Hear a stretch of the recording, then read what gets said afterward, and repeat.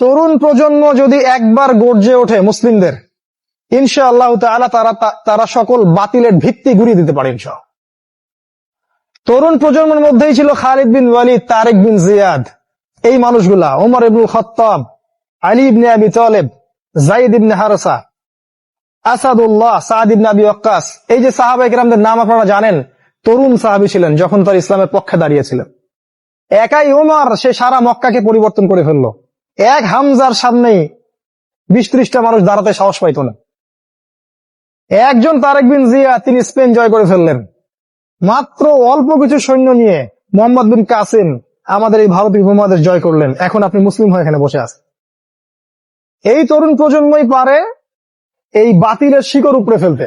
এই জন্য মাসিহুদ দাজ্জাল এবং তার অনুসারীরা খুব ভালো করে জানে যে মুসলিম তরুণ প্রজন্মকে যদি আমরা আটকাতে না পারি, তাহলে আমাদের ভবিষ্যৎ খারাপ আছে।